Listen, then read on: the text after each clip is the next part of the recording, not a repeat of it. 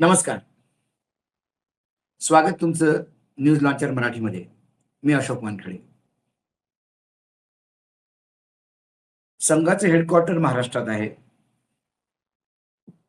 संघ म्हणजे सांस्कृतिक चेहरा अशी भाषा बोलली जाते आणि भारतीय जनता पार्टी ही त्यांचीच पिल्लावळ असल्यामुळे चाल, चरित्र, चेहरा अशी वेगळी पार्टी आणि खुशाभाऊ ठाकरे, अटलजी असोपर्यंत वाटत होतं की चला, विचारधारा जरी घोर हिंदुत्व असली तरी कमीत कमी चाल आणि चेहरा, चरित्र तरी थोडंफार ठीक आहे. पण 2014 नंतर व्यभिचारी, भ्रष्टाचारी, दुराचारी असल्याशिवाय बहुतेक तुम्हाला भाजपाची सदस्यता मिळते की नाही मिळत याच्याबद्दल आशंकाच वाटते, शंका वाटते. आपलेच महाराष्ट्राच्या जवळच्याच मध्य प्रदेशची गोष्ट आहे आणि हे मी याच्यासाठी सांगतो की डबल इंजिनची सरकार कशी कामं करतात हे कळलं पाहिजे तुम्हाला.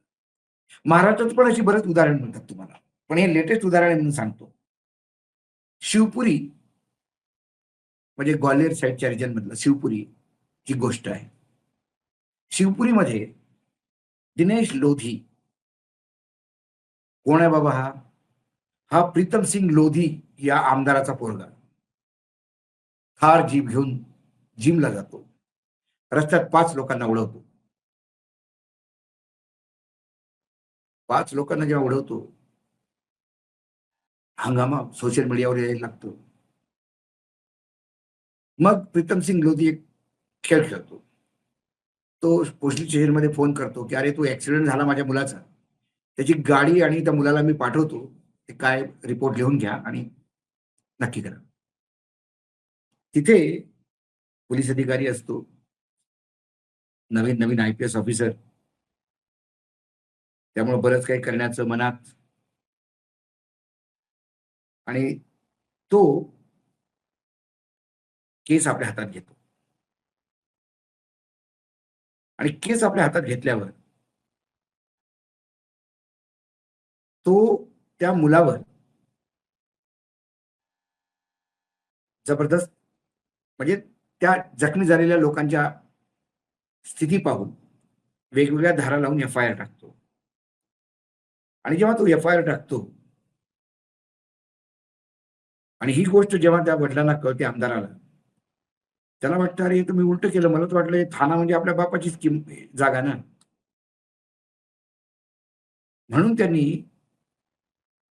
सरळ सरळ त्या IPSलाच धमकावलं. आणि धमकावलं कशा प्रकारे? आयुष जाखड म्हणून तो IPS ऑफिसर आहे, SDOP आहे, IPS आहे.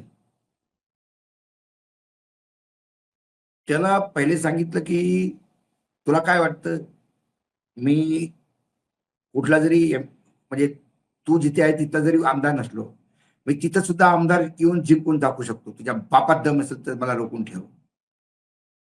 दुसरा व्हिडिओ देतो म्हणजे माझा एकेकाळी हात 2.5 किलोचा होता, आता 250 किलोचा आहे.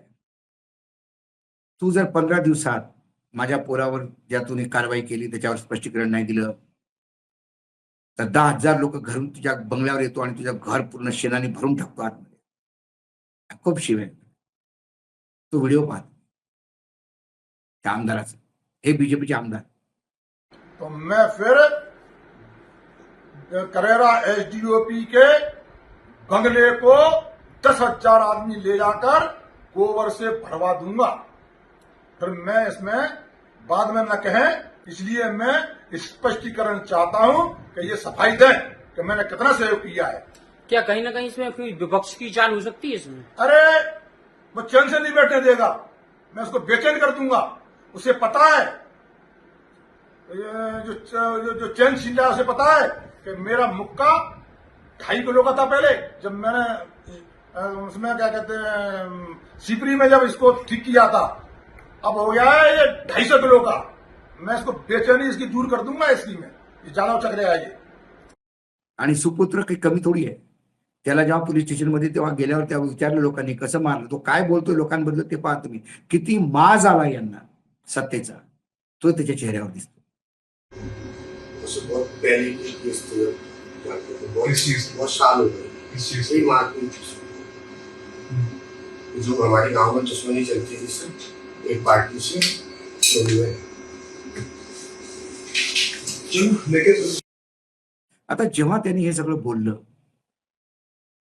त्यानंतर मग जे आय एस ऑफिसर होते, IPS ऑफिसर असोसिएशन आहे, त्या IPS ऑफिसरनी असोसिएशननी एक पत्र लिहिलं स्ट्रॉंग. ते पत्र मी तुम्हाला दाखवतो. त्या अगोदर थोडा या माणसाचा बायोडेटा. शिवपुरी जिल्ह्यातील पिछोर विधानसभेतला आमदार आहे. असं बोललं जातं त्याच्यावर जवळजवळ 37 आपराधिक मामले आहेत, दर्ज आहेत. त्यात हत्याचा प्रयत्न, लूट, दंगे, अपहरण, मारपीट सारखे गंभीर अपराध आणि गंभीर धारा लागलेली आहेत, त्याच्यावर सेक्शन लागलेले आहेत. 2023 मधल्या निवडणुकीमध्ये त्यांनी जो अफिडेव्हिट दिलं त्यात 9 आपराधिक मामले तर त्याच्यातच त्यांनी लिहिलेले आणि बाकीचे जे नाही लिहिले ते वेगळे, ते सांगण्यात येतं. आता IPS ऑफिसरनी SDOPने कसं काम करावं, तेव्हा त्याच्या विरोधात IPS ऑफिसरने एक पत्र लिहिलं असोसिएशन. ते पत्रच बोलकं आहे आणि ते पत्र काय म्हणतो हिंदीमध्ये आहे. ते पत्र तुम्ही पहा इथे. Press note for immediate release. विधायक प्रीतम सिंह लोधी द्वारा करेरा SDOP जिला शिवपुरी डॉक्टर आयुष जाखड़ के बारे में अमर्यादित टिप्पणी के संबंध में. जो करेराचा आमदार आहे प्रीतम सिंह लोधी यांनी SDOP जो जिल्ह्याची SDOP आहे Ayush Jakhar doctor IPS officer त्याच्या विरुद्ध केलेल्या वक्तव्याचा निषेध त्याच्या संबंधात. पुढे ते लिहितात की जो मार्केटमध्ये तुम्ही ते वाचू शकता हिंदीमध्ये, स्क्रीनवर आहे, की मार्केटमध्ये जो व्हिडिओ व्हायरल झाला आहे तो पाहून असं वाटतं की इतक्या प्रकारची अमर्यादित आणि अभद्र भाषा, अशा धमकी देणारी भाषा एका सार्वजनिक जीवनात काम करणाऱ्या माणसाकडून येतं, हे अतिशय निंदनीय आहे. आयुष जाखड़ हा नवनियुक्त IPS अधिकारी आहे. त्याच्या परिवाराच्या प्रती अपमानजनक टिप्पणी केलेली आहे, ते अतिशय अशोभनीय आहे. आणि एक जनप्रतिनिधी म्हणजे आमदार अशा प्रकारची मर्यादा जेव्हा तोडून काम करतो तेव्हा अधिकाऱ्यांच्या मनोबल तुटतं. जे जनप्रतिनिधी आहेत त्यांच्याकडनं अपेक्षा केली जाते की त्यांनी आपली भाषा, आपला व्यवहार मर्यादित ठेवावा. जर तुम्ही अमर्यादित आणि धमकीपूर्ण भाषेचा वापर केला तर क्या लोकशाहीमध्ये ह्या गोष्टी स्वीकार्य आहेत का? बिलकुल स्वीकार्य नाही. जे कार्यपालिका आहे ती निष्पक्ष काम करते आणि मध्य प्रदेश पोलीस सेवा संघ याचा निषेध करतं. आज दुर्भाग्य असं आहे की आज सिव्हिल सर्व्हिस डे आहे. त्याच दिवशी आम्हाला हे सगळं सांगावं लागतं, कारण असंच जर काम नेता करत गेले तर मग अधिकाऱ्यांना काम करणं फार मुश्किल होईल. आता पहा काय वाईट स्थिती आहे. मध्य प्रदेशमध्ये एक आमदार धमकी देतो, त्याच्या मुलांनी थारमध्ये मुलं उडवली. मुलगा किती मास झालेला आहे ते तुम्ही पाहिलं, बापाला किती मास झाला ते तुम्ही पाहिलं.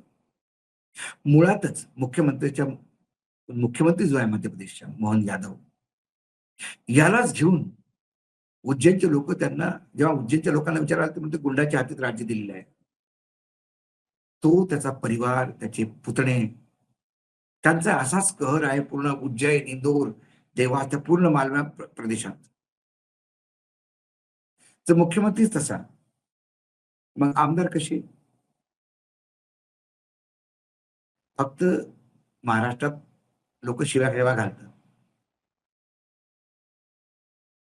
आमदार एकमेकाला पकडतात, कार्यकर्ता मारपीट करतात. पण हे IAS अधिकाऱ्याला घुसून मारू, आपल्याकडे ते बिचारे अधिकारीच पोलिसांना मारतात आणि मग त्यांना सत्तेचं संरक्षण असतं विरोधी पक्षाच्या किंवा जे जे लोक आपल्याला सूट होत नाही त्या नेत्यांना जरी मारलं अधिकाऱ्यांनी, आपण पाहिलं जोशींनी काय केलं पुणे साताऱ्यामध्ये जिल्हा परिषदेच्या निवडणुकीमध्ये. त्याला फक्त प्रेशरमध्ये आल्यावर एक 15 दिवसासाठी त्याला सुट्टीवर द्यायला सांगितलं. त्यानंतर त्याला आता सांगलीचा अधीक्षक केला. त्यामुळे जयंतराव पाटील वगैरे जे सांगलीचे आहेत आता त्यांनी श्वास धरून राहावं. जोशीला पाठवलं, पुन्हा तुम्हाला ठोकून काढतील. जे जे विरोधी आहेत तिथे काँग्रेसचा खासदार आहे त्यांनी आता स्वतःला आता हेल्मेट घेऊन जायचं. माहित नाही कधी तुम्हाला कोण ठोकेल. कारण जरांगे पाटलांना ठोकणारे हेच होते आणि मराठा आंदोलन उभं केलं. साताऱ्यामध्ये मंत्र्यांना आणि खासदारांना ठोकणारे हेच होते. आता सांगलीत ते आलेले आहेत. एकूण डबल इंजिनचं सरकार म्हणजे काय हे तुम्हाला कळलं पाहिजे. मध्य प्रदेशमध्ये काय चाललंय हे मी तुम्हाला सांगितलं. त्याच मध्य प्रदेशमधून लाडकी बहीण आपल्याकडे उधार आणली होती योजना. आता हे लोन हळूहळू आपल्याकडे येईल, काळजी करू नका. कारण सत्तेचा माज अतिशय चांगला आहे. आणि जोशींना सांगलीत आणण्यासाठी असं बोलले जातं की कोई सम्या आहे. मुख्यमंत्री म्हणजे सम्याच आहे असं बऱ्याच ठिकाणी मानलं जातं. देवेंद्र फडणवीस म्हणजे सम्या. त्याच सम्याने याला आणला आणि सम्याला आता बरेच लोकांना ठीक करायचं आहे. सांगलीचं समय ऐकलं. सम्याचं नाव हे सगळे महाराष्ट्रातले लोक जाणतात. लोक देवेंद्रला घाबरत नाही, सम्याला घाबरतात. त्यामुळे आता काय होईल सांगता येत नाही. आज एवढंच. पुन्हा येतो काही विषयासोबत. नमस्कार. पाहत राहा न्यूज लॉन्चर मराठी.